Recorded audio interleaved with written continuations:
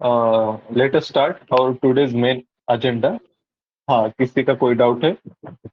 Hello sir. हाँ हाँ जी। जी बोलिए। सर ऑब्जेक्टिव्स कहाँ से सॉल्व करना फिर कोई प्लेटफॉर्म वगैरह है? हाँ हाँ, मैं कल ग्रुप पे एक लिंक भेजा था आपको। टेक्स्ट बुक नाम का एक ऐप है, देखो। टेक्स्ट बुक अच्छा। टेक्स्ट बुक नाम का ऐप है। वो ऐप में अराउंड कुछ उसके सब्सक्रिप्शन है। कुछ 300 का ईयरली है, 400 का भी है, 500 का भी। कोई आप मंथली भी ले सकते, एक दो 2 मंथली का भी ले सकते, या एक ईयर का भी। उसमें ले लो, उसमें सारे टेस्ट सीरीज रहते हैं, यूपीएससी के, स्टेट के वगैरह। तो आप इस सर्च में आप क्या करना, टीएसपीएससी ऐसा टाइप कर दिए तो टीएसपीएससी के टेस्ट आते हैं। ओके, तो इस तरीके से थैंक यू। करना है। हाँ, मतलब सिर्फ ये टेक्स्ट बुक ही ऐप नहीं है, दूसरे और भी हैं। ग्रेड अप वगैरह ऐसे बहुत सारे रहते हैं। ये मुझको पता था, मैं वो शेयर कर दिया आपको। ओके, तो ठीक इसको है। आप लोग देखो। और या फिर और कोई आपको दिख रही है मार्केट में अच्छी टेस्ट सीरीज मिल रही है, क्वेश्चन पेपर, एक्सप्लेनेशन पीडीएफ में वगैरह मिल रहा है, पेपर मिल रहा है, तो वो भी आप सॉल्व कर सकते हैं। कोई भी ले लो टेस्ट सीरीज टीएसपीएससी की, ठीक है। पर इसको प्रायोरिटी में स्टार्ट करो, जो सब्जेक्ट आपके कंप्लीट हुए हैं। ऑब्वियस आपने, आप उसका, आपकी ड्यूटी है ये कि उसके ऑब्जेक्टिव प्रैक्टिस करना आप सॉल्व करो।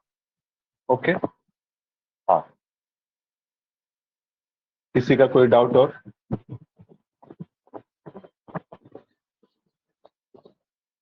ठीक। अब आगे बढ़ते हैं। हम्म।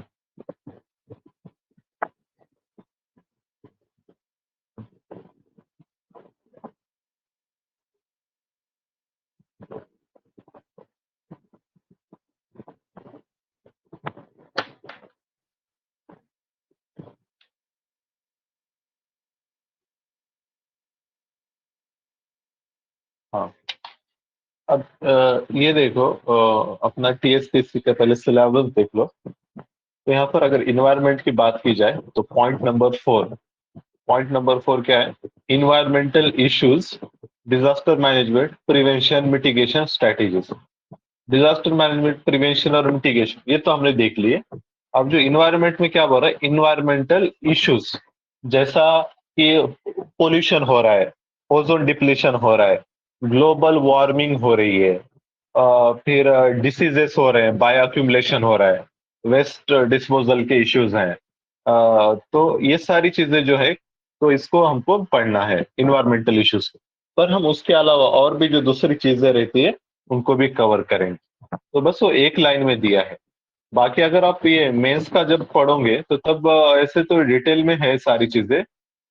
GS 3 में रहता है जनरली, मतलब पेपर। आपको बताता हूँ इन्वायरमेंट का कहाँ पे है। इकोनॉमी डेवलपमेंट, हाँ।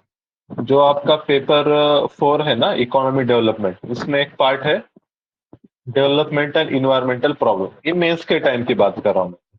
तो ये पूरा 5 जो पॉइंट है इन्वायरमेंट से रिलेटेड है। जैसा for example point number 3, ecosystem biodiversity.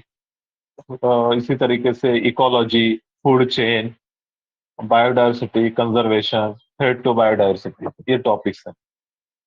अब जो चैप्टर 4 है, environment, pollution, solid waste management, types of solid waste, factors affecting solid waste generation, impact of solid waste, recycling, reuse, ये हो गया।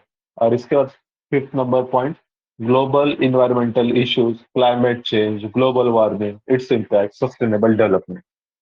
तो ऐसे ये कुछ टॉपिक हैं। ओके, तो ये भी पूरा जनरली है वैसा। तो ये भी हम कवर करेंगे, ठीक है। और इसके क्वेश्चन तो हमने कल ही डिस्कस कर लिए थे।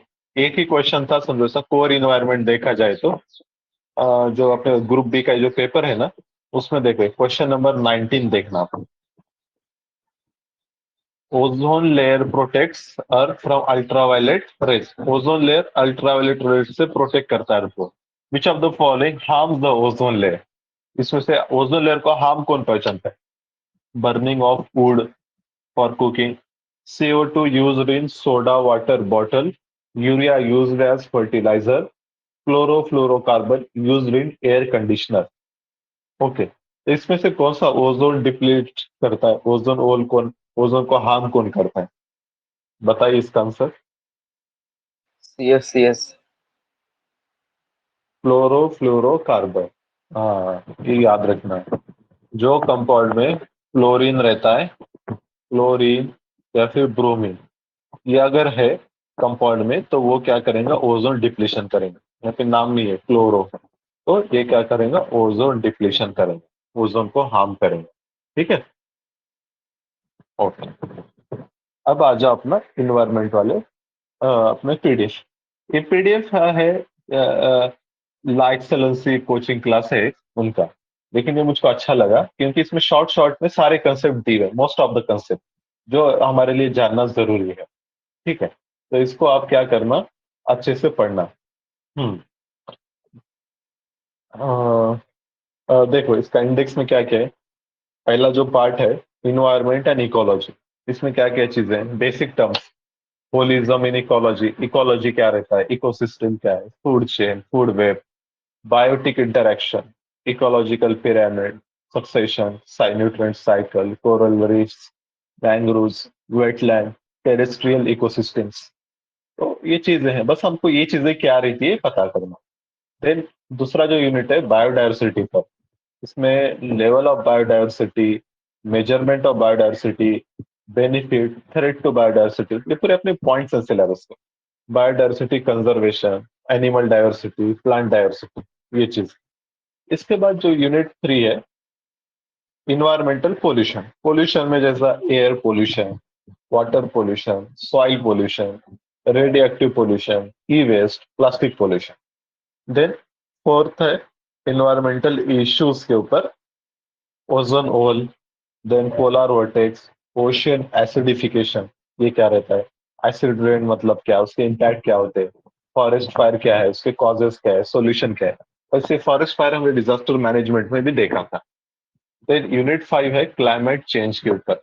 ग्लोबल वार्मिंग क्या रहता है, ग्रीन हाउस गैसेस क्या है, क्लाइमेट चेंज मिटिगेशन मतलब क्या है, क्लाइमेट चेंज ऑर्गेनाइजेशंस कौन से हैं जो इस पे काम कर रहे हैं, initiatives to mitigate climate change in India, Indian climate change. इसके बाद जो है इन्वायरमेंटल इम्पैक्ट असेसमेंट क्या रहता है, इन्वायरमेंटल ऑर्गेनाइजेशंस वर्ल्ड लेवल पे, treaties, agreement, conventions, environmental legislation, institutions and measures. Okay, ये चीजें हैं। इसके बाद Indian environmental organisations, wild life conservation efforts in India, और जो लास्ट है, लास्ट में अपेंडिक्स है, Ramsar site, national park, wild life sanctuaries, biosphere reserve, biological hotspot, mega diverse countries, tiger reserve. ये मैं आपको बताऊंगा इसमें से हमको क्या क्या देखना है, क्या इंपॉर्टेंट है। ये हमको लेटेस्ट वाला देखना है। जैसा रामसर साइट की अगर बात करें, ये पीडीएफ जब बना था तब 42 थी, अब कितने, 49। तो 49 की लिस्ट में ऐड किया हूं आगे। नेशनल पार्क के बहुत सारे, 100 से ज्यादा है, तो पूरे याद नहीं रखना है। बस तो इसका जब भी पढ़ रहे तो एक बार मैप देख लेने का। वाइल्ड लाइफ सेंचुरी तो अभी कई सारे हैं, अभी हजार में रहेंगे, बहुत सारे हैं। इसको भी इतना ज्यादा इंपॉर्टेंस नहीं, कोई न्यूज में वगैरह है तो तभी। बायोस्फीयर रिजर्व्स, इंडिया में 18 बायोस्फीयर रिजर्व्स हैं, ये देख लेने का। बायोलॉजिकल हॉटस्पॉट, इंडिया में 4 बायोलॉजिकल हॉटस्पॉट हैं। ठीक है। मेगा डायवर्स कंट्रीज, वर्ल्ड में कुछ अराउंड 16 मेगा डायवर्स कंट्रीज हैं, इंडिया उनमें से एक है। टाइगर रिजर्व, टाइगर रिजर्व अभी अराउंड 53 टाइगर रिजर्व है, उसकी भी लिस्ट यहाँ पे ऐड की हुई। ओके, अब हम अपना स्टार्ट करते हैं यूनिट 1। और ये है environment and ecology, basic concepts. तो इसमें हमको देखना है इन्वायरमेंट क्या रहता है, इकोलॉजी क्या रहती है, इकोसिस्टम क्या रहता है, फूड चेन क्या रहता है, फूड वेब क्या रहता है। बस आप लोग इसको समझ लेना। ठीक है। जैसा फर्स्ट टर्म है अपनी, environment and ecology, basic concept. Environment क्या रहता है, environment, the term environment means surrounding in which the organism life. हम जहाँ पे रह रहे हैं, हमारे सराउंडिंग, उसको हम क्या बोलेंगे, इन्वायरमेंट। ठीक है। इसमें क्या क्या चीजें रहती है, it is sum total of all biotic. Biotic मतलब जो लिविंग रहते हैं। लिविंग में क्या आएंगे, plant, animal, decomposer etcetera. And abiotic, non living, energy, radiation, temperature factors that surround and potentially influence an organism.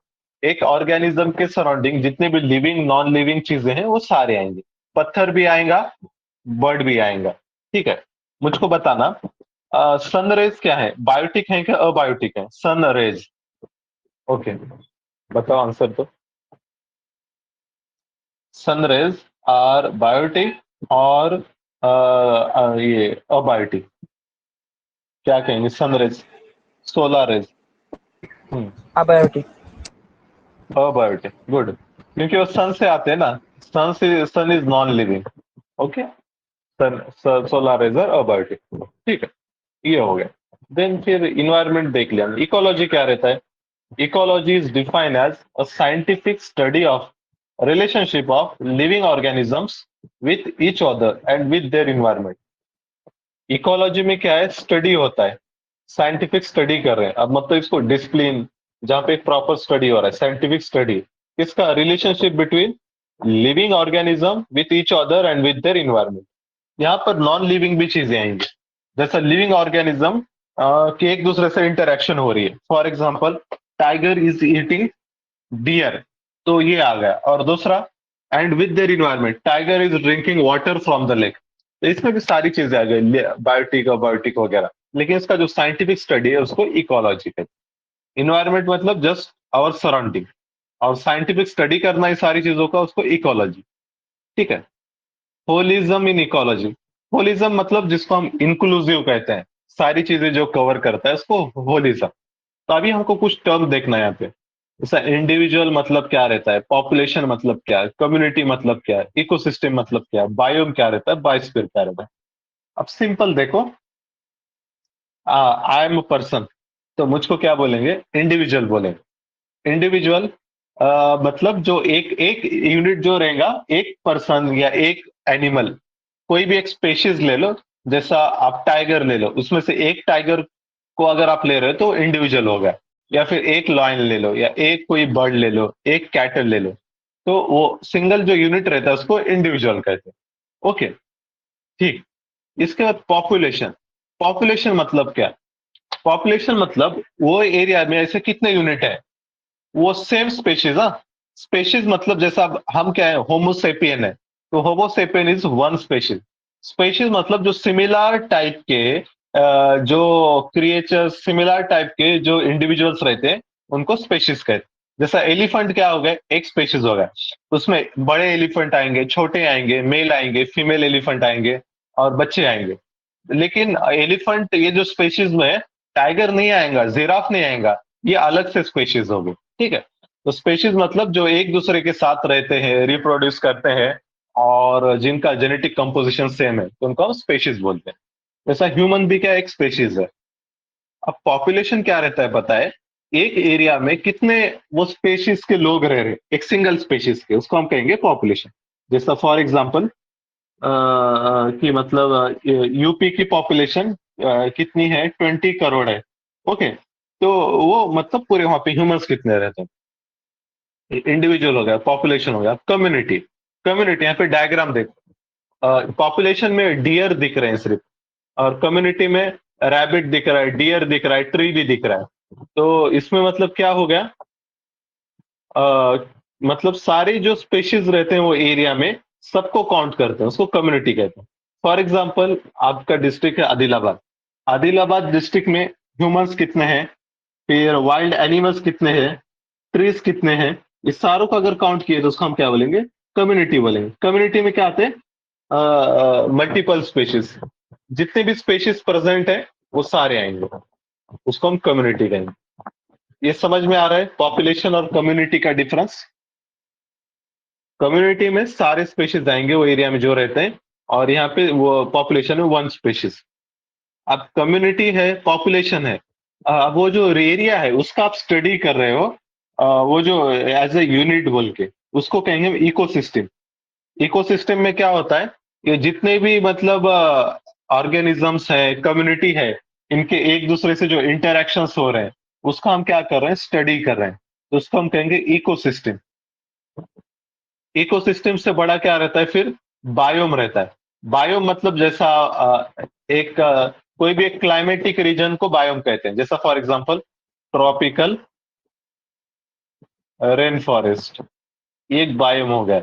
या फिर जैसा आपका मेडिटेरियन क्लाइमेट, सिमिलर टाइप का जो क्लाइमेट रहता है, उसको उसको हम कहते हैं बायोम, मेडिटेरियन क्लाइमेट। और इसके बाद बायोस्फीयर। बायोस्फीयर क्या रहता है? बायोस्फीयर मतलब अर्थ के क्रस्ट पे का ऐसा एरिया जहां पर लाइफ एग्जिस्ट करती है, वो जो रीजन है उसको बायोस्फीयर बोलते हैं। यहाँ पे क्या करते हैं, लाइफ जहां पे एग्जिस्ट करती है ऐसे पूरा रीजन, उसको कहेंगे बायोस्फीयर। इसका और एक डायग्राम हम आगे देखेंगे।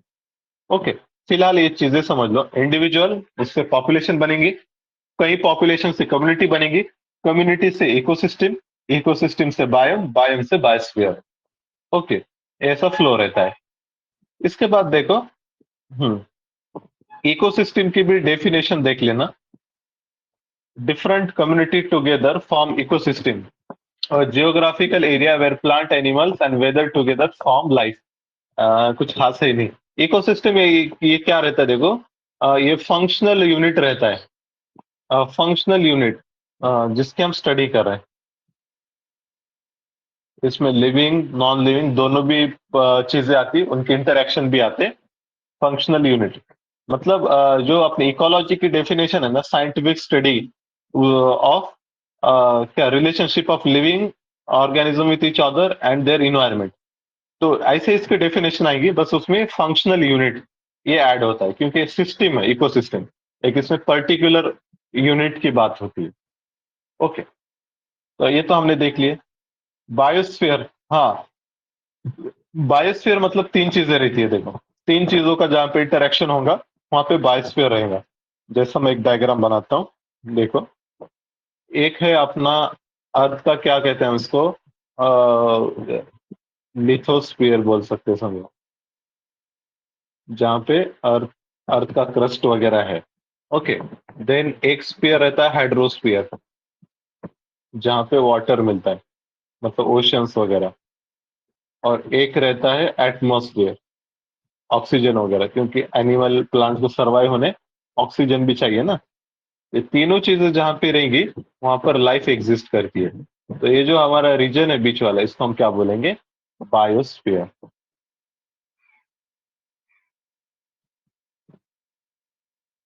ओके, ठीक है। ये तीनों का इंटरेक्शन जहाँ पे होता है वहां पे बायोस्फीयर। बायोस्फीयर मतलब जहाँ पे लाइफ सपोर्ट, पूरा जो जो चीजें जरूरी है वो सारी चीजें रहती है और वहां पे लाइफ एग्जिस्ट करती है। ठीक है। एक टर्म आती है हैबिटेट। हैबिटेट मतलब क्या रहता है? हैबिटेट मतलब कोई भी ऑर्गेनिज्म, प्लांट वगैरह, वो जहां पे रहता है उसका जो लोकेशन है, उसका जो घर है, उसका जो शेल्टर है, उसको हैबिटेट कहते हैं। ओके, जैसे फॉरेस्ट में वाइल्ड लाइफ रहते हैं, तो फॉरेस्ट इज हैबिटेट। इकोसिस्टम, देखो इकोसिस्टम फिर से आई टर्म, उसकी अच्छी डेफिनेशन ये देखो। It is defined as structural and functional unit of biosphere. Structural and functional unit, वो वर्ड इंपॉर्टेंट है।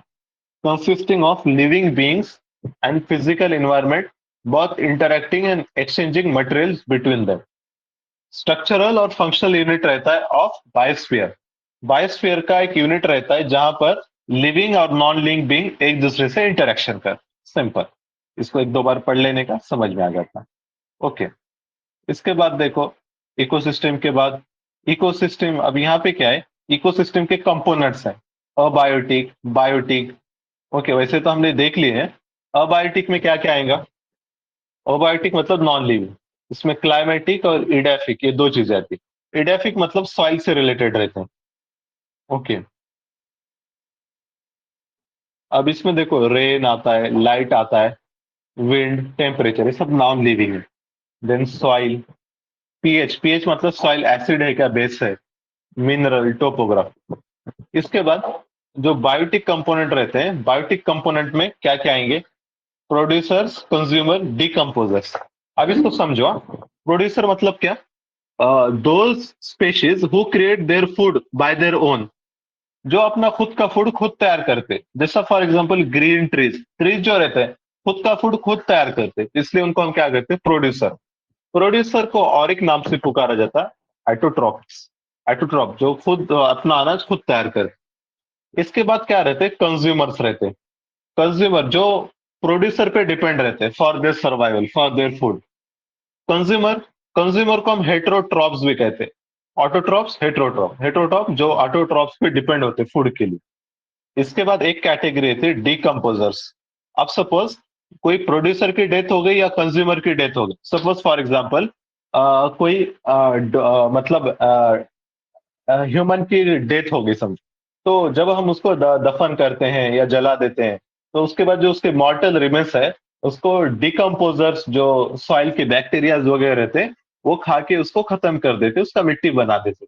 तो ऐसा जो लोग करते हैं उसको, जो क्रिएचर करते हैं उसको डिकम्पोजर कहते हैं। और डिकम्पोजर का ही दूसरा नाम है सैप्रोट्रॉप्स। डिकम्पोजर को ही सैप्रोट्रॉप्स कहते हैं।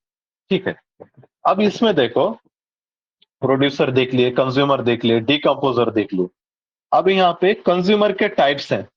कंज्यूमर में अलग अलग टाइप रहते हैं, primary consumer, secondary consumer, tertiary, quaternary. ये थोड़ा देख लेते हैं। प्राइमरी कंज्यूमर क्या रहता है? मतलब जैसा फॉर एग्जांपल डियर है। डियर क्या है? डायरेक्टली ट्रीज पे या ग्रास पे सरवाइव करता है, इसलिए उसको primary consumer. Those who feed directly on autotrophs, जो डायरेक्टली ऑटोट्रॉप्स पे फीड करते हैं उनको प्राइमरी कंज्यूमर। सेकेंडरी कंज्यूमर मतलब ये क्या रहते हैं? जो प्राइमरी कंज्यूमर को एज अ फूड बोल के यूज करते हैं, जैसा टाइगर है, लॉयन है, या फिर सपोज आपका फॉक्स हो गया। ओके, फॉक्स, फिर या फिर मुंगूस वगैरह, ये सारे। अब तो टर्शरी कंज्यूमर और लार्ज कार्निवर, जो बहुत बड़े कार्निवर्स रहते हैं, जैसा इसमें लॉयन टाइगर इसमें भी आएगा, सेकेंडरी में भी आता है, इधर भी आता है। तो जो ये रहते हैं बड़े लार्ज कार्निवर। कार्निवर मतलब जो ये रहते हैं मांसाहारी, जिसको कहते हैं, जो नॉन वेज खाते हैं। मतलब प्राइमरी कंज्यूमर को या फिर सेकेंडरी कंज्यूमर को भी खा सकते हैं। ओके, टाइगर, लॉयन, ये होगा। अब इसके बाद एक आता है क्वाटरनरी कंज्यूमर, जिसको हम ओमनीवर बोलते हैं। ये ऐसे स्पेशीज रहते हैं जो कार्निवर भी रहते हैं और हर्बीवर भी रहते हैं, दोनों भी चल जाता है उनको। फॉर एग्जाम्पल ये फिश वगैरह आपने देखा होगा, बैक्टीरियाज खाते, छोटे फिश भी खाते और ग्रास भी खाते। तो वो क्या है? ओमनीवर वगैरह रहता। ओके। और ह्यूमन क्या है? हर्बीवर है, ओमनी कार्निवर है या ओमनीवर? ओम हाँ, ओमनीवर सर। ओमनीवर है सर। गुड। हाँ, ह्यूमन भी क्या है? ओमनीवर है। ठीक है। तो ये चीजें थी, ये हमने देख लिए समझो। Biotic, abiotic, primary producers, consumer. Okay, अब इसके बाद एक टर्म आई है, इकोटोन। इकोटोन मतलब क्या? It is a zone of junction, transition between two और मोर डाइवर्स इकोसिस्टम। दो इकोसिस्टम के बीच कोई ट्रांजिशन जोन रहता है, उसको हम क्या बोलेंगे? इकोटोन कहेंगे। जैसा फॉर एग्जांपल मैंग्रोव। मैंग्रोव जो फॉरेस्ट रहते हैं ना, ये इकोटोन बिटवीन लैंड एंड सी। अब जैसे आपका लैंड है और यहाँ से फिर आपका ओशन स्टार्ट हो रहा है, तो ये जो बॉर्डर रीजन रहता है, यहाँ पर क्या होता है? मैंग्रोव ग्रो होते हैं। Okay, mangrove. तो इसको हम क्या बोलते हैं? Ecotone region. Ecotone region, mangrove क्या है? इकोटोन है। ओके, दो डिफरेंट इकोसिस्टम के बीच में। अब यहाँ पे क्या रहता है? इकोटोन में एज इफेक्ट नाम का एक कंसेप्ट आता है। मतलब sometimes the number of species and population density of some of the species is much greater in size than adjoining community. Mangrove में क्या हो रहा है? ये लैंड पर जितने स्पेशीज थे या वाटर में जितने स्पेशीज हैं, उससे ज्यादा यहाँ पर मिल रहे हैं स्पेशीज। मतलब डाइवर्सिटी ज्यादा है, पॉपुलेशन भी ज्यादा है। तो ऐसा क्यों होता है? क्योंकि यहाँ की जो क्लाइमेटिक कंडीशन है ना, या फिर यहाँ की जो टेम्परेचर, प्रेशर वगैरह, सॉइल कंडीशन है, ये लैंड वाले स्पेशीज को भी सुटेबल रहते, और मरीन वाले स्पेशीज डाइवर्सिटी ज्यादा रहती है, बर्ड डाइवर्सिटी ज्यादा है। तो इसलिए उसको ये जो चीज है, इसको एज इफेक्ट कहते हैं। एज इफेक्ट की वजह से इकोटोन रीजन में क्या है? Population of the species is more than adjoining. तो ये एक चीज समझ लेना। देन और एक वर्ड आता है इकोलॉजिकल निश। इकोलॉजिकल निश, ये क्या रहता है?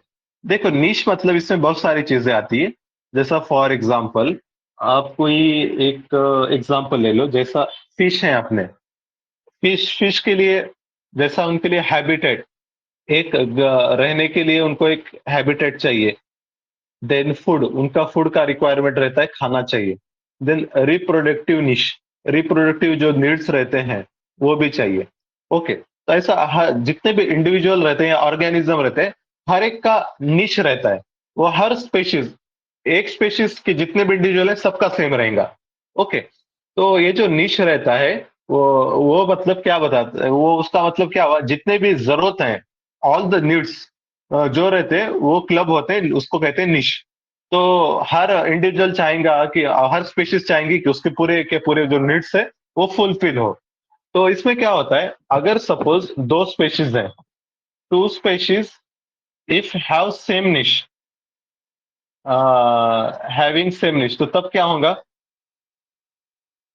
सेम निश मतलब सेम नीड्स हैं उनके, तो दोनों में क्या होता है, कंपटीशन होगा।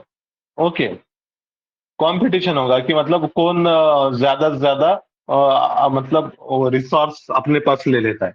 और दो चीजें हैं, एक तो क्या होता है, दोनों में से एक स्पेशीज एडॉप्ट कर लेती है या फिर नई जगह चली जाती, या फिर वो अपना निश बदल लेती है, या फिर दूसरा चीज, दोनों में से एक मतलब जो स्ट्रांग रहेगी वो सर्वाइव करती, जो वीक रहता है वो खत्म होती। तो उसको मतलब ऐसे दो पॉसिबिलिटीज रहते हैं।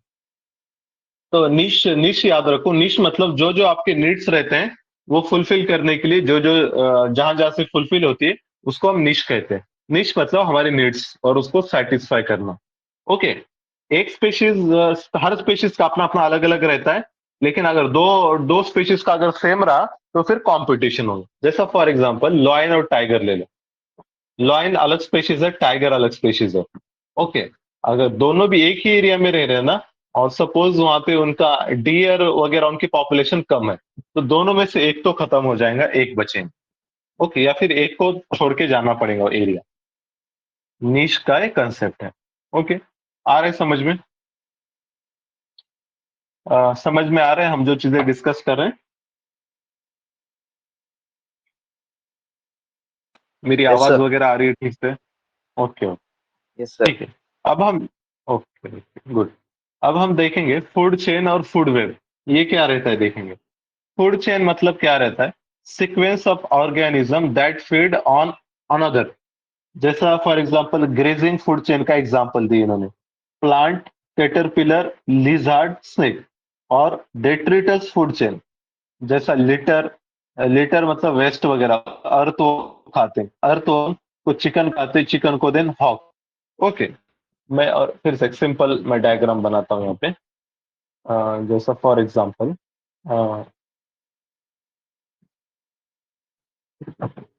हाँ, अब देखो, यहाँ पे अपना ट्री है, कोई ग्रास है सपोज, ग्रास, इसको ईट किया डियर ने, डियर को ईट किया टाइगर, और टाइगर को ईट किया, और टाइगर उसके मतलब ईट तो कोई नहीं करेगा, उसकी डेथ होने के बाद फिर उसको बैक्टीरियाज वगैरह खाएंगे, या फिर वल्चर वगैरह जो डेड बॉडी वगैरह रहती है वो लोग खाएंगे। ठीक है, अब देखो, ये जो रहता है ना सीक्वेंस जिसमें हम बता रहे हैं, एक कौन किसके ऊपर डिपेंड है, इसको क्या कहते हैं हम, फूड चेन कहते हैं। ठीक है, अब इसके बाद जो रहता है, ये जो लेवल है, एक लेवल में एक स्पेशीज रहती है। फर्स्ट लेवल पे ग्रास है, देन डियर है, देन टाइगर है, देन वल्चर। ये जो लेवल्स हैं उसको हम क्या कहते हैं, ट्रॉपिक लेवल कहते हैं। ये नाम याद रखना, ट्रॉपिक लेवल। ओके, ये ट्रॉपिक लेवल, ये पहला ट्रॉपिक लेवल है, दूसरा ट्रॉपिक लेवल, ये तीसरा ट्रॉपिक लेवल। यहाँ पे क्या है, ट्रॉपिक लेवल आपका चेंज हो रहा है। ओके, एक चीज ये हो गई। फिर दूसरी बात, इसका ही और एक ऐसी एक टर्म रहती है, फूड वेब। फूड वेब में क्या रहता है पता है, अब जैसा आपका डियर है। ओके, अब डियर को दूसरे एनिमल्स भी खा सकते हैं, जैसा यहाँ पर क्या है, वो लॉयन है।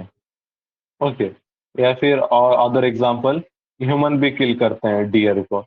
ओके, फिर इसके बाद लॉयन, लॉयन है तो फिर लॉयन को इसके ऊपर कौन रहेगा, लॉयन की डेथ हो गई तो उसके बाद उसको बैक्टीरियाज वगैरह जो रहते हैं, उन्होंने उसको डिग्रेड कर दिए, तो उसको आप यहाँ डेट्रियोहॉर्स ऐसा लिख सकते हैं। ह्यूमन है, ह्यूमन के भी मतलब सॉइल बैक्टीरियाज वगैरह डेथ होने के बाद वो कंज्यूम कर लेते हैं, तो उसके लिए भी आप उन डेट्री हॉर्स लिख सकते हैं, सैफ्रो, सैफ्रो फाइट, कुछ भी ऐसा लिख सकते हो, ठीक है। तो जब हम इंटरलिंकेजेस बता रहे हैं, interlinkages between different food chains, उसको हम क्या कहेंगे? फूड वेब कहेंगे, क्योंकि एक्चुअली में से इतना आइसोलेटेड नहीं रहता फूड चेन, बहुत सारे स्पेशीज एक दूसरे से इंटरैक्ट करते। ओके, तो उसको कहते हैं फूड वेब। सिंगल अगर सिस्टम ले रहे तो उसको हम कहेंगे फूड चेन, और अगर interlinkages between different food chains है तो उसको हम क्या कहेंगे? फूड वेब कहते हैं। ओके, ये आए समझ में?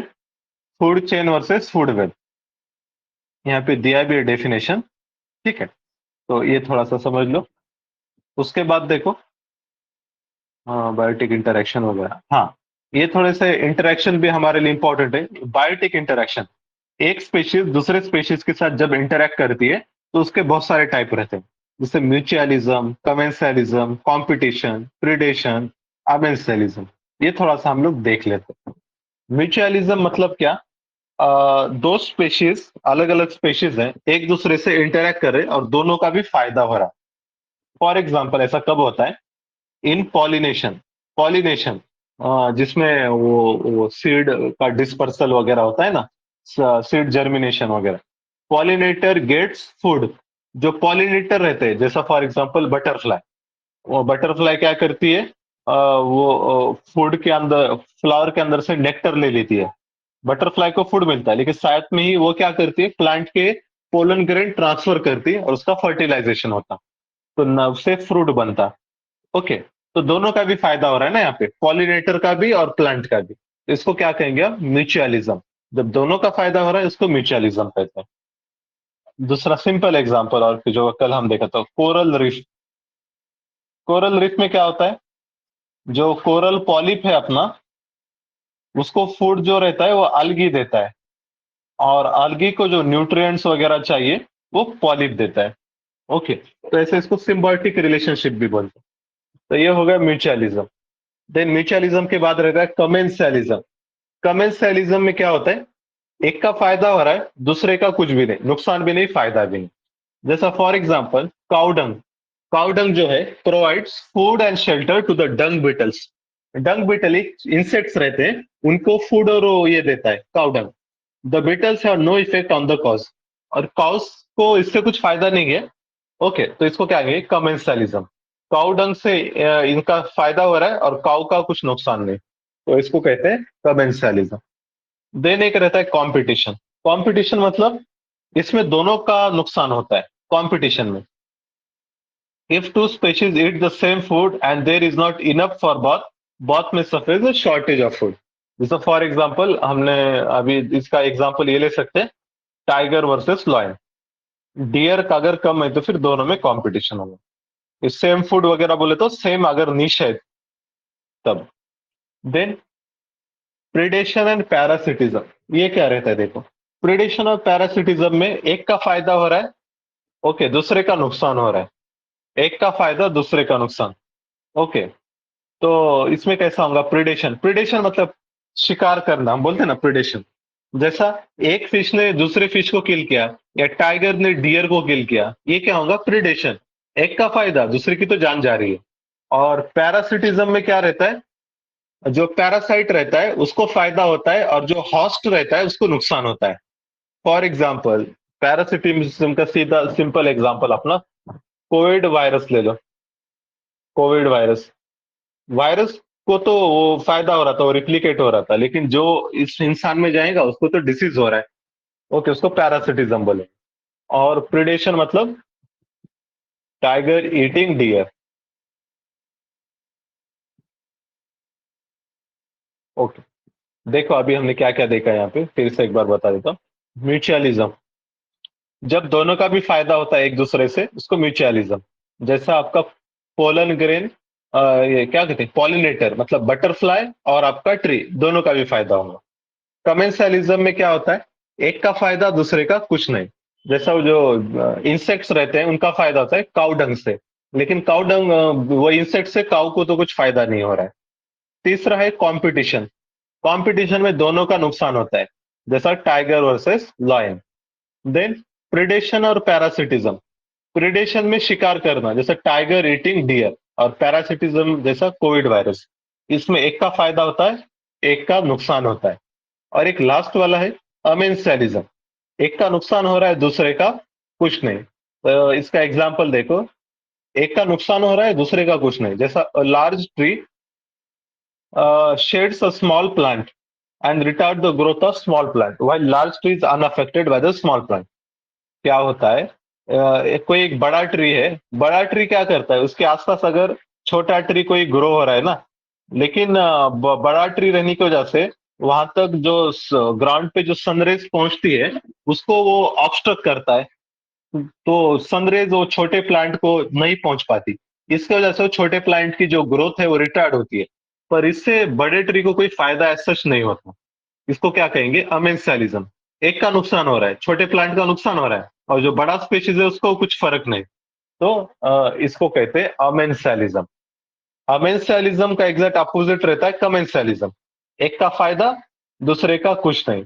दोनों का फायदा मतलब म्यूचुअलिज्म, दोनों का नुकसान मतलब कंपटीशन, और एक का फायदा एक का नुकसान प्रिडेशन। ओके, आई बात समझ में? ये बायोटिक इंटरेक्शंस आ रहा है समझ में? इसको एक से दो बार पढ़ लेना और अच्छे से समझ में आएगा। ओके, मेरी आवाज क्लियर है? Yes sir. ओके, ये बेसिक कंसेप्ट्स हैं, बहुत ही इंपॉर्टेंट है, पता रहना चाहिए, मालूम रहना चाहिए। ओके, इस पे काफी क्वेश्चंस बनते हैं। अब यहाँ पर इसके बाद जो है हम इकोलॉजिकल पिरामिड, ये एक कंसेप्ट है, इसको स्टडी करने वाले। ये पिरामिड मतलब क्या रहते हैं? पिरामिड आपने इजिप्शियन पिरामिड देखा है, कैसे रहते हैं? ट्रायंगुलर शेप में रहते हैं ना, कोनिकल शेप बोल सकते हैं ट्रायंगल शेप में। तो ऐसे ट्रायंगल्स इकोलॉजी में भी रहते हैं। तो उसमें तीन टाइप के रहते हैं, पिरामिड ऑफ नंबर, फिर पिरामिड ऑफ बायोमास और पिरामिड ऑफ एनर्जी, ऐसे तीन रहते हैं। तो हम एक एक देखते हैं।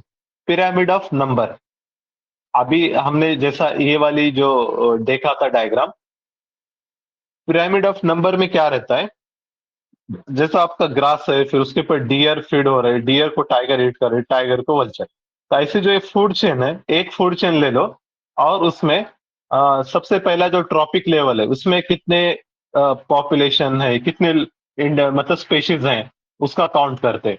देन सेकंड जो ट्रॉपिक लेवल है वहां पर कितने लोग हैं, उसके ऊपर कितने लोग हैं, और उसके ऊपर कितने लोग हैं। तो ऐसा जो काउंट करते, नंबर को काउंट करते हैं वो स्पेशीज के, तो उसको हम क्या कहेंगे, पिरामिड ऑफ नंबर। तो पिरामिड ऑफ नंबर जनरली कैसा रहता है, इस तरीके से रहता है पिरामिड ऑफ नंबर। ओके, ये टाइप में रहता है। लेकिन इसको क्या कहते हैं, अपराइट कहते हैं, पिरामिड ऑफ नंबर इसको अपराइट कहते हैं। और या फिर कभी कभी ये क्या रहता है, इसका एक एक्सेप्शन भी है, कभी कभी इस तरीके से भी रह सकता है pyramid of number, inverted. Upright भी रह सकता है कभी, या फिर इन्वर्टेड भी रहता है। ओके, तो जनरली जो अपना सपोज प्लांट है, ग्रास है, तो ये तो ज्यादा रहते हैं ना। फिर उसके बाद ये जो डियर्स वगैरह रहते हैं कम रहते हैं, उससे कम रहते हैं टाइगर वगैरह। तो ऐसा मतलब जनरली ऐसा रहता है। लेकिन कभी कभी इन्वर्टेड कब मिलता है, जैसा फॉर एग्जांपल यहाँ पे दिया है, इन्वर्टेड पैरासिटिक फूड चेन क्या है, डेट ये रहते हैं, इन्वर्टेड रहते हैं। तो ओके,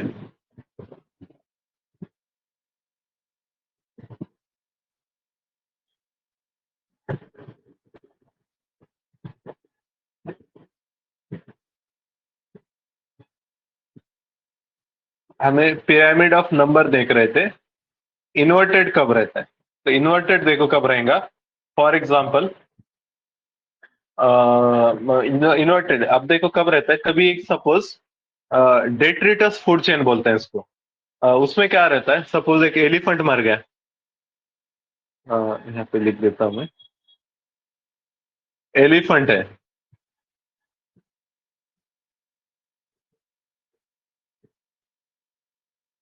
ये डेड एलिफेंट है।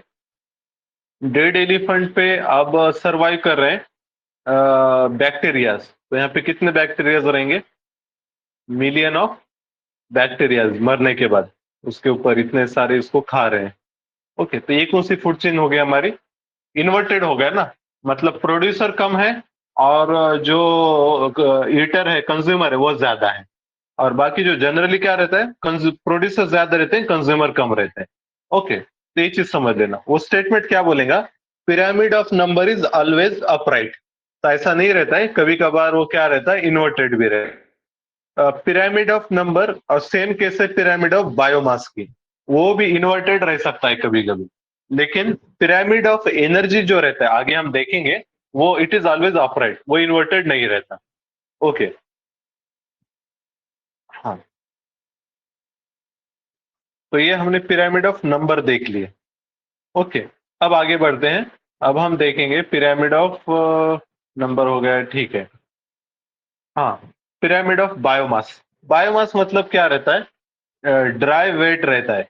द अमाउंट ऑफ लिविंग और organic matter present in a particular environment is called as biomass. Amount of living और ऑर्गेनिक मैटर, सपोज अपनी ह्यूमन बॉडी है, इसमें से वाटर वगैरह निकाल दो, जो बचता है ना, उसको बायोमास कहते हैं। बायोमास मतलब वो ड्राइड वेट जो रहता है कोई भी लिविंग ऑर्गेनिज्म का, तो उसको कहते हैं बायोमास। बायोमास मतलब ये देखो यहाँ पे और दिया भी है, total dry weight of all the organisms at each trophic level. अभी हम ऊपर वाले पिरामिड ऑफ नंबर में बस पॉपुलेशन काउंट कर रहे थे, स्पेशीज काउंट कर रहे थे, लेकिन यहाँ पे क्या है, सबका वेट काउंट करते हैं। अगर वेट अगर काउंट करते हैं ना, तब भी देखो कैसा रहता है, अपराइट भी मिलता है और इन्वर्टेड भी, दोनों भी पॉसिबल है, अपराइट और इन्वर्टेड। अपराइट जनरली अपराइट रहता है। फॉर एग्जाम्पल, प्रोड्यूसर जैसे अपने ट्रीज हैं, प्लांट्स हैं, वो सबका वेट कर दिए, वो वेट ज्यादा रहता है हर्बीवोर से, पूरे डियर्स का वेट। और वो जो उससे फिर उसके बाद आएगा लॉयन, टाइगर, इनका कम रहता है। ओके, तो ऐसा समझो। तो सबसे ज्यादा वेट प्रोड्यूसर का, then primary consumer, secondary consumer, tertiary consumer, ऐसा रहता है। जनरली ये रहता है। लेकिन कुछ केसेस में ये इन्वर्टेड भी रहता है। तो इन्वर्टेड कब रहता है, देखो, मरीन इकोसिस्टम, एक्वेटिक इकोसिस्टम, यहाँ पे जैसा फॉर एग्जांपल जो मरीन स्पेशीज है, इमेज ब्लरी है इसलिए थोड़ा सा आपको दिक्कत होगी। मरीन स्पेशीज का इनका फूड क्या रहता है, छोटे स्पीशीज, स्मॉल फिश। बड़े जो फिश हैं वो स्मॉल फिश को खाते हैं, small fish, then phytoplankton.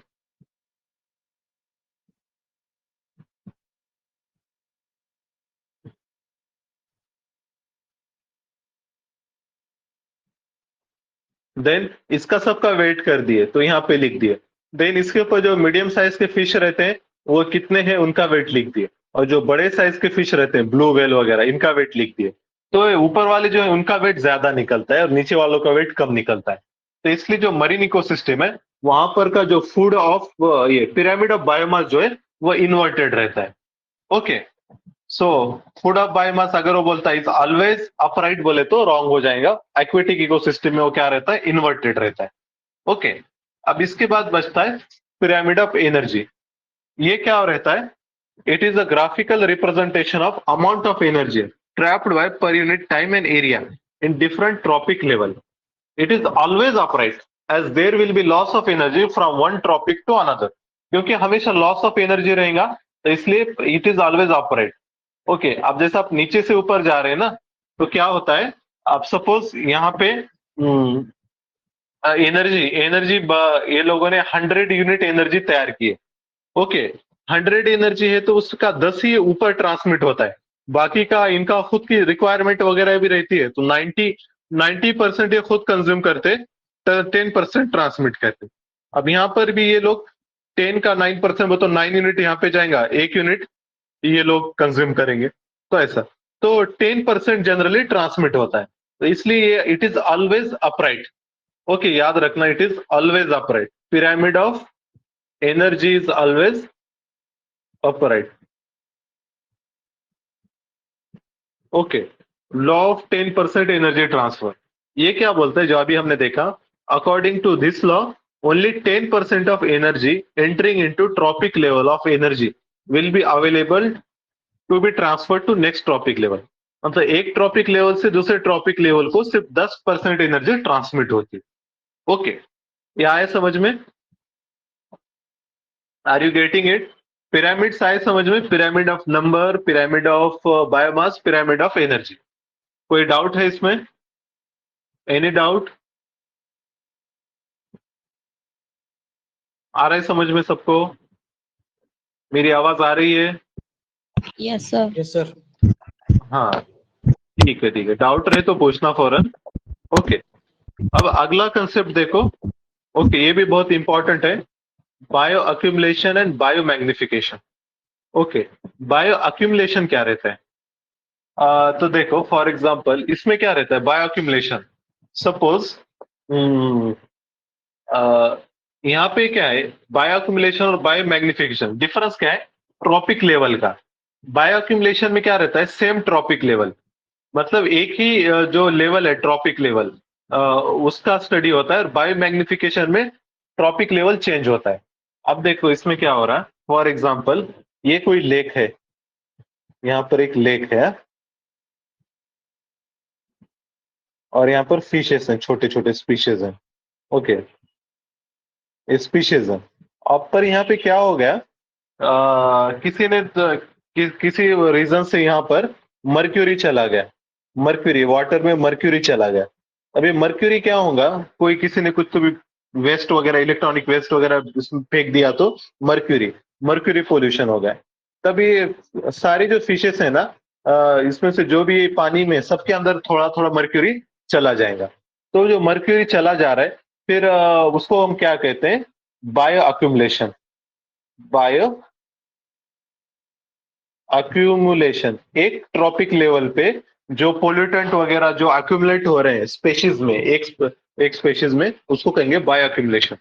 Okay, फिर इसके बाद क्या हो गया, ये जो फिशेस हैं, ये जो फिशेस किसी ने, मतलब ऑब्वियस है लेक है तो लोग वहां पे फिशिंग करेंगे, फिशिंग करके ये लोगों ने इसको मार्केट में बेचा। और सपोज कोई एक फैमिली ने उसको खरीदा, सपोज वो फैमिली ने 10 फिशेस खरीदे और वो 10 फिशेस खरीद के उसमें उन्होंने उनको पकाया और खाया। ओके, तो इसको मतलब एक फैमिली ने खा लिया। अब क्या हो रहा है पता है, सपोज एक जो फिश थी उसके अंदर मर्क्यूरी कितना था, सपोज 1 यूनिट मर्क्यूरी था। अब ये जो फैमिली है, फैमिली ने मतलब क्या हो गया, ये फैमिली ने 10 फिशेस लाए। तभी जो फैमिली में सपोज कितने हैं, 2 लोग हैं और दोनों ने मिलकर 10 फिश खाए।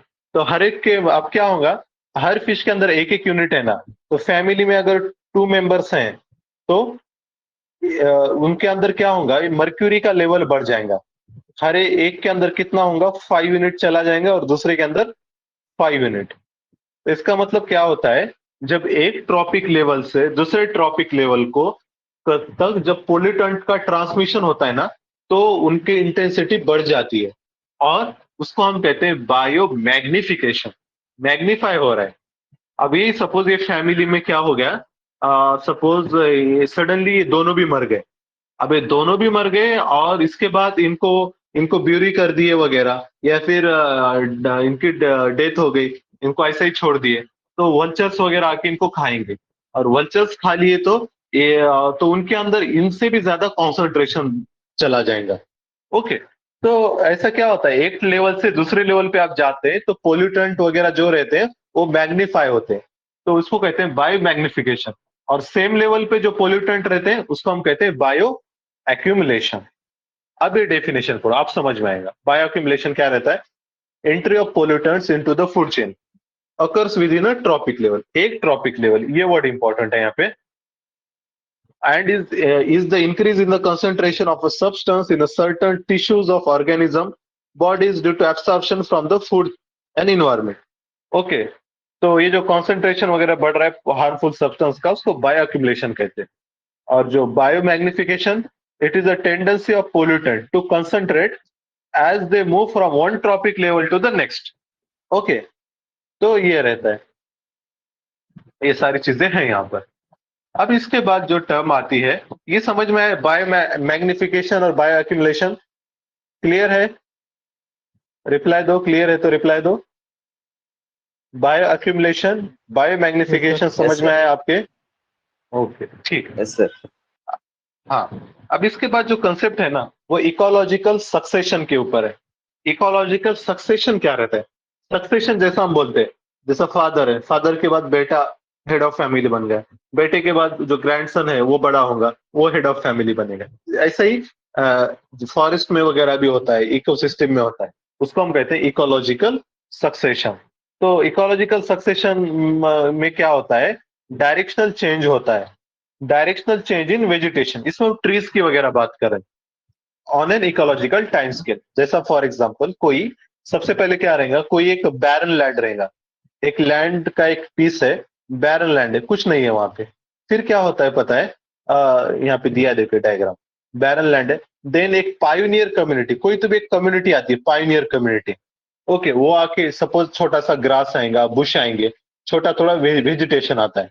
उसके बाद छोटे स्पेशीज के बाद फिर ग्रास वगैरह आएगा, ग्रास आने के बाद ट्रीज आएंगे, ट्रीज आने के बाद बड़े ट्रीज आएंगे, छोटे ट्रीज देन बड़े ट्रीज। तो ऐसा कोई भी सिस्टम में होता है, तो उसको हम कहते हैं इकोलॉजिकल सक्सेशन। अब क्या होता, पर अब ये बड़े ट्री वगैरह सब अच्छा हो गया ना, फिर बाद में क्लाइमैक्स स्टेज आती है। मतलब ये स्टेज क्या रहती है, क्लाइमैक्स स्टेज रहती है। इसके बाद वो डिक्लाइन स्टार्ट होता है। अभी क्या होगा, यहाँ पर कोई तो भी डिजास्टर आएगा, फॉरेस्ट फायर वगैरह। अब जब ये आएगा तो तभी पूरा का पूरा खत्म हो जाएगा, फिर नए से स्टार्ट होता है, और फिर उसको सेकेंडरी सक्सेशन बोलते हैं। ये प्राइमरी सक्सेशन है और ये सेकेंडरी सक्सेशन है, जब प्राइमरी खत्म होने के बाद तैयार होता। लेकिन सेकेंडरी सक्सेशन थोड़ा फास्ट रहता, क्योंकि ये लैंड में ऑलरेडी वो न्यूट्रिएंट्स वगैरह ज्यादा रहते हैं ना, प्राइमरी सक्सेशन की वजह से, तो ये थोड़ा सा फास्ट ग्रो होता। ओके, अब कुछ टर्म्स यहाँ पे समझना है, जैसा पायोनियर कम्युनिटी। पायोनियर कम्युनिटी मतलब जो सबसे पहले आके वहां पर आबाद होते हैं, उसको पायोनियर कहते हैं। देन सीरल स्टेज मतलब the various developmental stage of a community. जैसा यहाँ पर छोटे समझो स्पेशीज हैं, ग्रासेस वगैरह। ओके, फिर यहाँ पर ट्रीज वगैरह हैं, स्मॉल ट्रीज वगैरह, तो इसको हम क्या कहते हैं, सिर्स कहते हैं। ये अलग अलग जो स्टेजेस हैं उसको सिर कहते हैं। और उसके बाद एक रहता है क्लाइमेक्स। क्लाइमेक्स कम्युनिटी मतलब क्या, the final stage of succession which leads to stable community. तो यहाँ पर इसको क्या कहेंगे, क्लाइमेक्स कहेंगे। ये स्टेबल रहता है। ओके, फिर उसके बाद काफी समय के बाद वहां पे क्या होगा, कोई डिजास्टर वगैरह आएगा, और वो मतलब खत्म हो जाता है, फिर नए से स्टार्ट होगा। ओके, इसको क्लाइमेक्स कहते हैं। टर्म्स बस पता कर रहना चाहिए। ओके, प्राइमरी सक्सेशन मतलब जब फर्स्ट टाइम वहां पर कोई लाइफ स्टार्ट हो रही है वो ग्राउंड पे, उसको कहते हैं। और सेकेंडरी सक्सेशन जब क्लाइमेक्स के बाद नए से फिर से कोई स्टार्ट होती है कम्युनिटी, तो उसको सेकेंडरी सक्सेशन। ओके, ये दो टर्म याद रखो। उसके बाद देखो ये जो अगला पॉइंट है, न्यूट्रिएंट साइकिल। वैसे हमने कल देखा था इसको एनसीईआरटी में।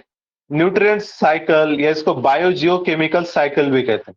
इसका मतलब क्या रहता है, the cyclic flow of nutrients between biotic and abiotic component is known as nutrient cycle और बायोजियोकेमिकल साइकिल। जैसा फॉर एग्जांपल हमने देखा था CO2। CO2 क्या रहता है, CO2 सबसे पहले एटमॉस्फेयर में रहता है। ओके, एटमॉस्फेयर से वो कहां जाएगा, ट्रीज उसको एब्सॉर्ब करते, और उससे क्या बनाते, ट्रीज फूड बनाते। ट्रीज से ये किस में जाएगा, सपोज ट्रीज ह्यूमन, ह्यूमन या फिर एनिमल, क्योंकि एनिमल ह्यूमन ट्रीज पर डिपेंड करते हैं। ओके, फिर ये जब डेथ होते, तो डेड होने के बाद ये बैक्टीरियाज वगैरह डिग्रेड करेंगे, और ये किस में जाएगा, सॉइल में चला जाएगा। ओके, फिर सॉइल से ये फिर से कहां पे चला जाएगा, एटमॉस्फेयर में, बैक्टीरियाज के जरिए वगैरह। ठीक है, तो इस तरीके से साइकिल रहती है। मतलब कोई भी न्यूट्रिएंट ले लो, उसकी एक साइकिल रहेगी। तो यहाँ पर देखो दो टाइप के साइकिल रहते हैं, गैसियस और सेडिमेंट्री। दोनों में डिफरेंस क्या है, गैसियस साइकिल में क्या होता है, main reservoir of the element is air और वाटर। यहाँ पे एयर या वाटर इसका मेन रिजर्वायर रहता है। जैसा अपना कार्बन है, नाइट्रोजन है, ऑक्सीजन है, तो मेन सोर्स क्या है, एयर है, तो इसलिए इसको गैसियस। और सेडिमेंट्री साइकिल में क्या रहता है, main reservoir is earth crust. ये अर्थ के क्रस्ट इसका मेन रिजर्वायर रहता है। जैसा सल्फर है, फास्फोरस है, आयरन, कैल्शियम, ये सारे ओर्स के फॉर्म में रहते हैं अर्थ के क्रस्ट में, तो इनको हम कहते हैं सेडिमेंट्री साइकिल। इस पे क्वेश्चन ज्यादा से ज्यादा क्या बोलेगा, फॉस्फोरस वो बोलेंगे phosphorus cycle is a gaseous cycle, तो गलत होगा, phosphorus is a sedimentary cycle. Okay, ये क्वेश्चन बनता है, इससे ज्यादा टफ मतलब यहाँ पे स्कोप नहीं। ओके, तो ये था, आपने साइकिल्स देख लिए, बाकी डिटेलिंग में देखना नहीं है, गैसेस साइकिल कौन से, उसके टाइप, वो कैसे काम करते हैं, कार्बन साइकिल, ये सारे हमारा काम का नहीं है। ओके, बस हमको देखना था गैसियस साइकिल और सेडिमेंट्री साइकिल और उसके एक दो दो एग्जाम्पल, उतना भी पढ़ लिए तो हमारा काम हो जाता। ओके, अब इसके बाद देखो और क्या है। अ, हाँ, अब कुछ टर्म्स है यहाँ पे, ये मरीन इको एक्वेटिक इकोसिस्टम, जो पानी के अंदर स्पेशीज रहते हैं ना, तो कुछ टर्म्स हैं, बस ये टर्म्स के थोड़ा सा मीनिंग देख लो। जैसा फॉर एग्जांपल प्लैंकटन, प्लैंकटन अभी हमने पढ़ा था, प्लैंकटन जो फिश जिसको खाते हैं, प्लैंकटन का क्या रहता है, दे float on surface of water, water के सरफेस पे ऐसा फ्लो होते हैं। ओके, तो उसको हम क्या कहते हैं, प्लैंकटन कहते हैं, लाइक अलगी, जू प्लैंकटन। ओके, दूसरा रहता है nekton, nekton that swim on the surface, जैसा फिश वगैरह है, ये क्या करते हैं, स्विम करते हैं, तो नेक्टॉन्स मतलब स्विमर्स, प्लैंकटन मतलब जो फ्लोट करते हैं। ओके, और बेंथोस, बेंथोस याद रखना, that are attach to the bottom sediment, जो ओशन के बॉटम पे रहते हैं, प्लैंकटन जो स्विम करते हैं, और बेंथोस मतलब जो बॉटम पे रहते हैं, और तीसरा प्लैंकटन, फाइटोप्लैंकटन वगैरह, ये क्या रहता है, फ्लोट होते हैं। ओके, बस ये टर्म्स याद रखो, ज्यादा डिटेल में जाना नहीं है। उसके बाद यहाँ पर कुछ टर्म्स हैं, factors affecting productivity of aquatic life, aquatic life जो रहती है समुद्र वगैरह, कौन से फैक्टर्स उस पर इम्पैक्ट करते हैं। फॉर एग्जाम्पल जैसा सनलाइट है, सनलाइट जरूरी है ना, क्योंकि जो algae वगैरह है ये भी ट्रीज ही तो है, इनको सनलाइट चाहिए फर्टिलाइजेशन के लिए। देन डिजॉल्व ऑक्सीजन, ये भी बहुत जरूरी रहता है, फिश है, देन जितने भी बैक्टीरियाज वगैरह हैं, या फिर आपका जो अदर मरीन क्रिएचर टर्टल्स वगैरह है, सबको ऑक्सीजन चाहिए, तो वो ऑक्सीजन कहाँ से लेते हैं, पानी से लेते हैं, जो डिजॉल्व ऑक्सीजन रहता है पानी के अंदर, वहां से। ट्रांसपेरेंसी, ये भी जरूरी है, अगर वाटर ट्रांसपेरेंट नहीं रहेगा तो सनरेज वगैरह पेनिट्रेट नहीं होंगे। इसी तरीके से टेम्परेचर, ओशन में जनरली मॉडरेट टेम्परेचर रहता है 20 to 25 डिग्री। ओके, ये अच्छा रेंज रहे, इससे अगर ज्यादा बढ़ता है या फिर कम होता है तो मरीन जो इकोसिस्टम है उसको मतलब थ्रेट हो जाता है। ओके, ये याद रखो। देन यहाँ पर कुछ टर्म्स है सनलाइट में, फोटिक जोन, अफोटिक जोन, बस मीनिंग समझ लो, फोटिक जोन मतलब जहां तक सनरेज पहुंच रहे हैं, ओके, उसको क्या कहेंगे, फोटिक जोन। और अफोटिक जोन मतलब जहां पर सनरेज नहीं पहुंच पाते। अब सपोज सनरेज क्या है, 2 किलोमीटर तक पहुंच रहे हैं, उसके नीचे नहीं, तो 2 किलोमीटर के नीचे वाला जो जोन है उसको अफोटिक। एग्जाम्पल दे रहा हूं मैं, 2 किलोमीटर, वो कुछ तो भी रहेगा एग्जैक्ट हो, पर वो आप देख लेना। अफोटिक जोन मतलब जहां पे पेनिट्रेट नहीं होते सनलाइट। डिजॉल्व ऑक्सीजन, या भी हमने देखा, जो ओशन का वाटर है उसमें जो ऑक्सीजन डिजॉल्व रहता है उसको डिजॉल्व ऑक्सीजन कहते हैं, ये बहुत जरूरी है मरीन स्पेशीज के लिए। अब यहाँ पर कुछ टर्म्स हैं, जैसा हमारा ह्यूमन का एजिंग होता है, इसी तरीके से लेक्स का भी एजिंग होता है, जो वाटर के लेक है। अब लेक का एजिंग मतलब क्या, तो वो देखो, लेक के अंदर जो सबसे पहले जब लेक बनता ना, लेक के अंदर क्या रहता, पूरा फ्रेश वाटर रहता। फिर उसके बाद जब धीरे धीरे क्या होता, आसपास से ग्राउंड वाटर आता, फिर इसी तरीके से फर्टिल आसपास एग्रीकल्चर फार्म्स वगैरह है तो वहां का भी ड्रेनेज वहां पे आता, और उसकी वजह से धीरे धीरे लेक में क्या होता है, न्यूट्रिएंट्स डिपोजिशन बढ़ते जाता, क्योंकि फर्टिलाइजर वगैरह ये सब आ रहे हैं, ग्राउंड वाटर भी आ रहा है। फिर जो फ्रेश वाटर है वो भी साल्ट लेकर आता ही है ना, थोड़ा बहुत रहता है, फ्रेश वाटर इवापोरेट होगा, साल्ट तो लेकिन वहां पे डिपॉजिट होता है। तो धीरे धीरे न्यूट्रिएंट का कॉन्सेंट्रेशन बढ़ जाता है, जितना ज्यादा न्यूट्रिएंट का कॉन्सेंट्रेशन उतना वो ओल्डर लेक रहता है। तो यहाँ पर दिया है, जब एंग लेक रहता है ना, एंग अभी अभी तैयार हुआ है, न्यूट्रिएंट्स कम है, तो उसको हम कहेंगे ओलिगोट्रोपिक लेक, ओलिगोट्रोपिक, नाम याद रखो बस। मिडल एज का जो लेक रहता है उसको मेजोट्रॉपिक, देन यूट्रॉपिक, जो ओल्ड लेक रहता है उसको यूट्रॉपिक कहते हैं। यहाँ पर क्या रहता है, high quantity of nutrient, high nutrients.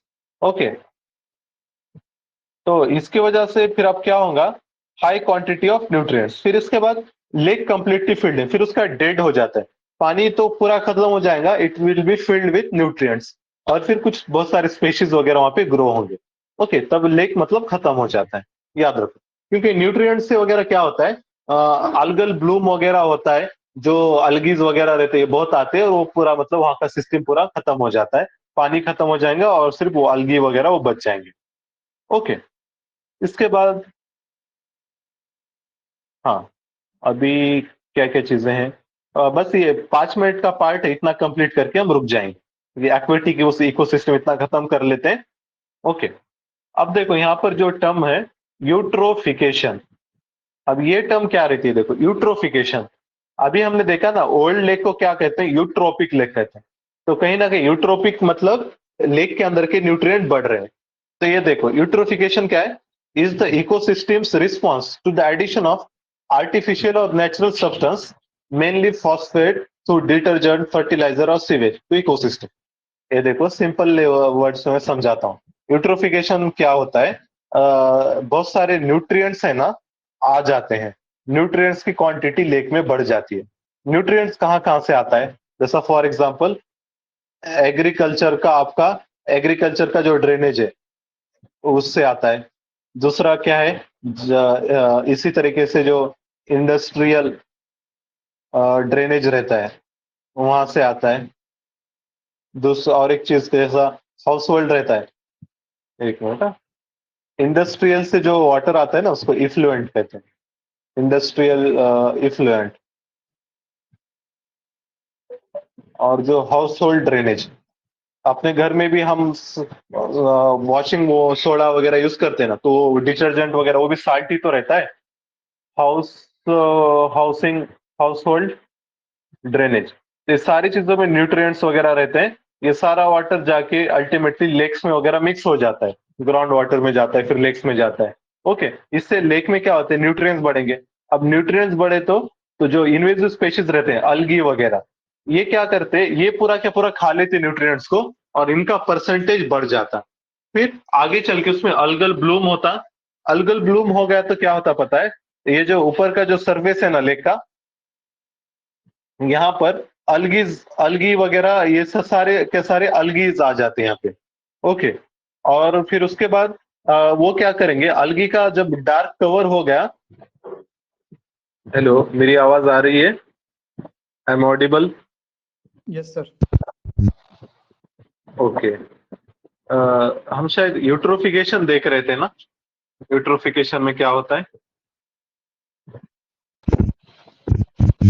Yes sir.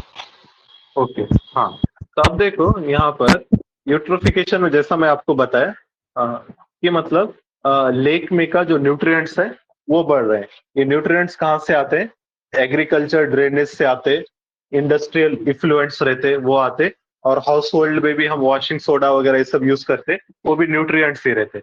इन सारी जगहों से न्यूट्रिएंट्स मतलब साल्ट वगैरह सारी चीजें आ जाती। इससे क्या होता है, इनवेसिव स्पेशीज लाइक अलगी वगैरह इनकी क्वांटिटी बढ़ जाती है लेकिन ये क्या करते हैं, दो तीन चीजें करते हैं, जैसे फॉर एग्जांपल जो सनरेज आ रहे हैं ना अपने, उसको ऑब्स्ट्रक्ट करते हैं, ऑब्स्ट्रक्ट सनरेज। तो फिर जो नीचे जो मतलब एनी स्पेशीज है उन तक मतलब सनरेज नहीं पहुंच पाएंगे। ओके, अलगल ब्लूम, ठीक है। अब दूसरी चीज क्या होती है पता है, जो पानी के अंदर जो डिजोल्व ऑक्सीजन वगैरह रहता है ना, तो वो भी कम हो जाता है। तो डिजोल्व ऑक्सीजन जब कम होता है उसको कहते हैं हाइपोक्सिया, ये वर्ड से याद रखो। हाइपोक्सिया मतलब lowering lowering of dissolve oxygen. अब ये कैसे होता है, पहली बात क्या होगा यूट्रोफिकेशन में,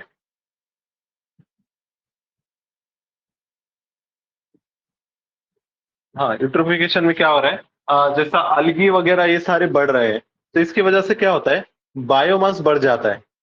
बायोमास वो लेक में का बढ़ जाएगा, और ज्यादा बायोमास है तो उसको डिग्रेड करने के लिए भी ऑक्सीजन ज्यादा चाहिए, मतलब उनकी डेथ होने के बाद। तो जो ऑर्गेनिज्म जो रहते डेट्रीवर्स वगैरह, वो ज्यादा ऑक्सीजन कंज्यूम करते। दूसरी बात, जो ऑक्सीजन वगैरह जो है ये algae वगैरह ये लोग ज्यादा कंज्यूम करते हैं। ओके, मतलब सॉरी, डिजोल्व ऑक्सीजन, एक तो होगा बायोमास बढ़ रहा है तो उनको डिग्रेड करने बैक्टीरिया को ऑक्सीजन ज्यादा लगा।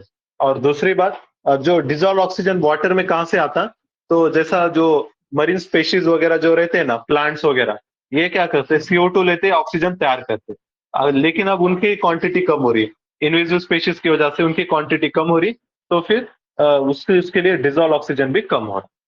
तो इसको कहते हैं हाइपोक्सिया। जब ऑक्सीजन पूरा ही खत्म हो जाता है ना, तो उसको कहते हैं एनॉक्सिया।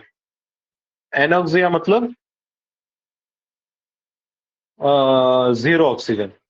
ओके, और ऑक्सीजन कम होना मतलब अ, उसको कहेंगे हम हाइपोक्सिया।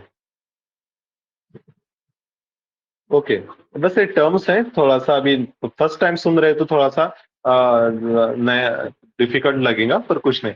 हाइपोक्सिया, अनॉक्सिया, ऐसे 2-3 टर्म्स आते हैं। ठीक है, हमने यूट्रोफिकेशन देख लिया, अल्गल ब्लूम देख लिए, डिजोल्व ऑक्सीजन देख लिए। इसके बाद और एक टर्म आती है इससे रिलेटेड, BOD और COD।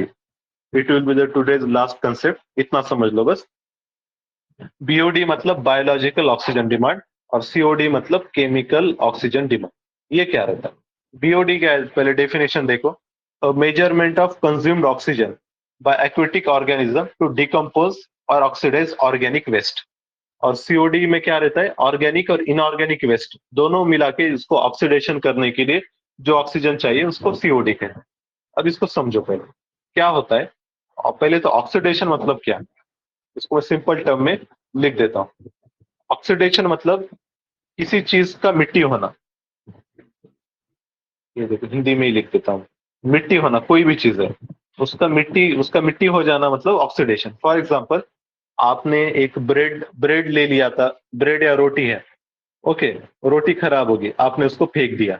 ओके, 2-3 दिन बाद वो वहां पे नहीं दिखेंगी। तो क्यों नहीं दिखेंगी? उसको इंसेक्ट खा जाएंगे, और उसको इंसेक्ट मतलब डिग्रेड कर देते, उसकी मिट्टी हो जाती इंसेक्ट। ओके, और ये डिग्रेडेशन। तो ये जो चीज रहती है, इंसेक्ट या फंगस वगैरह, तो ये सारे मतलब क्या है, ऑक्सीडेशन का ही टाइप है। ओके, कोई चीज को मतलब फिर से उसकी मिट्टी हो जाना मतलब ऑक्सीडेशन। अब क्या होता, ये जो चीजें रोटी हो गया या फिर डेड बॉडीज वगैरह है, ये सारे क्या है, ऑर्गेनिक है। ऑर्गेनिक मतलब इसमें कार्बन, हाइड्रोजन ये सारे रहते हैं। तो ऑर्गेनिक चीज है कोई, ऑर्गेनिक वेस्ट है, इसको आपको डिग्रेड करना है, इसका ऑक्सीडेशन करना है। तो इसके लिए ऑक्सीडेशन कौन करेगा, बैक्टीरियाज करेंगे, डेट्रियोर्स करेंगे। तो जो टोटल ऑक्सीजन जो ऑक्सीजन लगता है इनको, बैक्टीरिया को जो ऑक्सीजन लगता है उसको हम कहते हैं biological oxygen demand. Organic waste है, उसको डिकम्पोज करने के लिए जो ऑक्सीजन की रिक्वायरमेंट है उसको BOD कहते हैं। अब पर क्या होता है, जो वेस्ट रहता है ना हमारा, सिर्फ ऑर्गेनिक नहीं रहता, उसमें क्या रहता है, प्लास्टिक्स रहते हैं, मेटल्स रहते हैं। ओके, फिर इलेक्ट्रॉनिक वेस्ट वगैरह ये सारे चीजें भी हैं, तो इनका भी डिग्रेडेशन होता है। तो ये चीजें हैं इनऑर्गेनिक, इनको हम कहते हैं इनऑर्गेनिक, या और इनऑर्गेनिक होगी। और ऑर्गेनिक तो रहेगा ही, डेड बॉडीज वगैरह।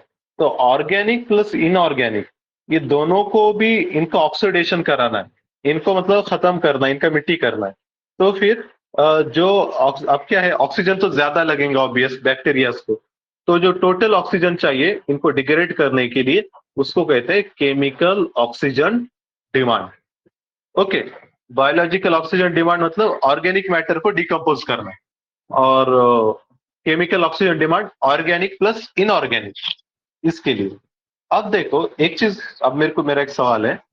सपोज आपके लेक है या वाटर बॉडी है, वहां पर सपोज वेस्ट वेस्ट डिस्पोजल आपने किया, वहां पर यूट्रोफिकेशन हो रहा है, बहुत सारे चीजें आप वहां पे डिस्पोज कर रहे हैं। तो आपका BOD और COD वहां पे बढ़ेगा या कम होगा, ये बताना। अगर कम होगा कोई सर। लेक में यूट्रोफिकेशन वगैरह हो रहा है, लेक में यूट्रोफिकेशन हो रहा है, या फिर वहां पे वेस्ट डिस्पोजल आप कर रहे हैं, तो BOD और COD biological oxygen demand, chemical oxygen demand बढ़ेगा या कम होगा, बताओ अब। कम होगा सर। कम बढ़ेगा। होगा। और कोई बढ़ेगा? हाँ, ध्यान से बोलो मेरे पास। सर बढ़ेगा सर, डिमांड बढ़ेगा। बढ़ेगा, हाँ डिमांड बढ़ेगा ना, क्योंकि वेस्ट बढ़ रहा है ना। ऑर्गेनिक वेस्ट है, इनऑर्गेनिक वेस्ट है, प्लास्टिक वेस्ट है, ई वेस्ट है, न्यूट्रिएंट्स आ रहे, तो अल्गल ब्लूम हो रहा, वो फिर उनका डिकम्पोजिशन भी करना है। तो इन सारों को डिग्रेड करने के लिए ऑक्सीजन ज्यादा चाहिए, तो बीओडी सीओडी बढ़ेगा। अब ये जो बीओडी सीओडी है, तो बैक्टीरिया क्या करते हैं, वो जो डिजॉल्व ऑक्सीजन जो रहता है ना ऑलरेडी, उसका यूज करते हैं, और उसका यूज करके इनको डिग्रेड करेंगे। अब होता क्या है, अब एक तो है बैक्टीरियाज है, लेकिन सिर्फ बैक्टीरियाज ही थोड़ी रहते हैं अपने वाटर बॉडीज में। फिश रहते हैं, टर्टल्स हैं, उनको भी ऑक्सीजन चाहिए। लेकिन अब ये बैक्टीरियाज क्या करते हैं, ज्यादा ऑक्सीजन बैक्टीरियाज कंज्यूम कर रहे हैं वेस्ट को डिग्रेड करने के लिए। तो जो अवेलेबल ऑक्सीजन है टर्टल्स के लिए, फिशेस के लिए, ये कम हो जाता है। तो एक चीज याद रखो, जब बीओडी और सीओडी बढ़ता है तो डिजॉल्व ऑक्सीजन क्या होता है, कम होता है क्या बढ़ता है? बीओडी सीओडी बढ़ेगा तो डिजॉल्व ऑक्सीजन बढ़ेगा कि कम होगा? डिजॉल्व ऑक्सीजन कम होगा। डिजॉल्व ऑक्सीजन मतलब यूजफुल जो ऑक्सीजन है वो तो कम होगा ना, क्योंकि ये सारे खा के खत्म कर देंगे ये बैक्टीरिया। ओके, तो याद रखो, बीओडी पूछ रहा है, सीओडी पूछ रहा है, तो वो समझ में लेना, या डिजॉल्व ऑक्सीजन पूछ रहा है। ओके, मैं इसको यहाँ पे लिखता हूं। When BOD and COD increases,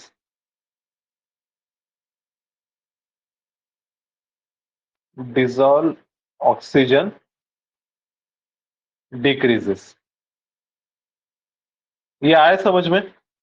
BOD COD और ऑक्सीजन का, डिजॉल्व ऑक्सीजन का रिलेशन, ये आ गया समझ में आप लोगों को?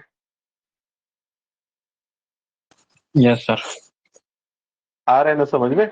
बीओडी क्या रहता है, सीओडी क्या रहता है, और डिजॉल्व ऑक्सीजन मतलब, डिजॉल्व ऑक्सीजन तो सिंपल है, जो वाटर में ऑलरेडी अवेलेबल है डिजॉल्व में, उसको कहते हैं डिजॉल्व ऑक्सीजन। ये मतलब जिससे मरीन क्रिएचर सांस लेते हैं इन शॉर्ट।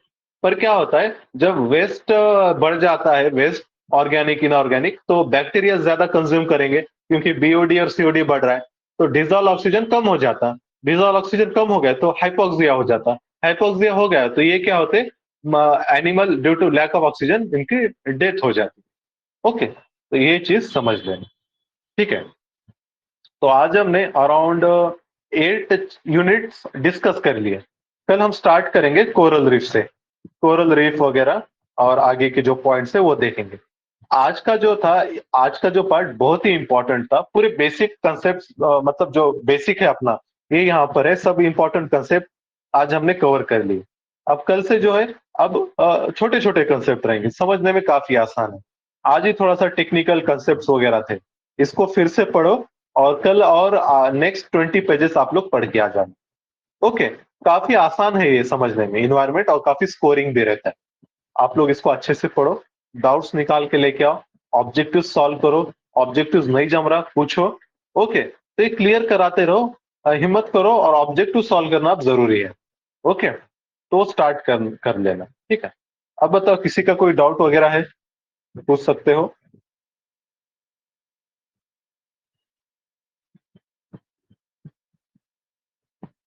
ओके, ठीक है, अगर कोई डाउट नहीं है तो ठीक है, फिर हम आज का